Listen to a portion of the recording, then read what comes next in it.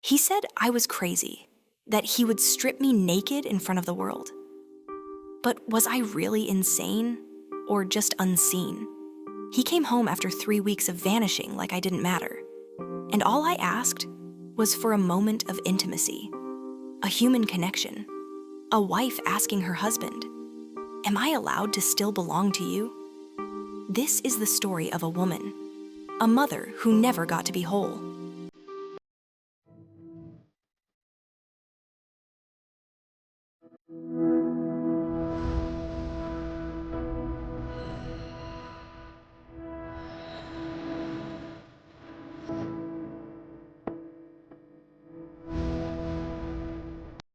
My name is Rachel, and no, I wasn't born mentally ill.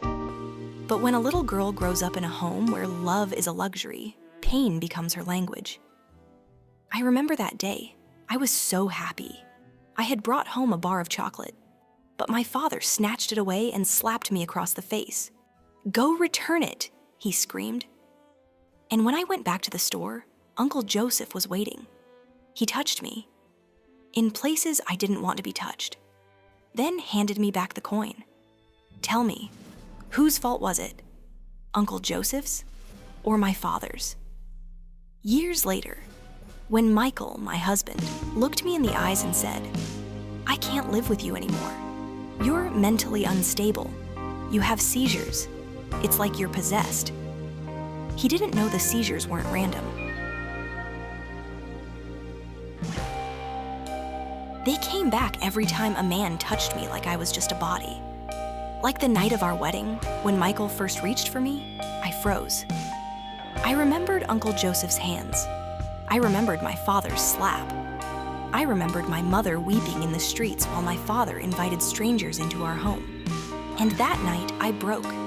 And since then, I've been the mad woman in his eyes. He never tried to understand. He never wanted to. He just needed a wife who stayed quiet and performed. And when I couldn't give him a child, he blamed me. Night after night, he gave me pain, not love. And in time, pain became normal. But this morning, something shattered. His report came in. And for the first time, I had proof. The problem wasn't me. It was never me. Michael couldn't have children, and he knew it. But he let me carry the shame. He let me question my womanhood. He let me drown in guilt alone. When I showed him the truth today, do you know what he did? He told everyone I was insane and divorced me. But you know what hurts the most?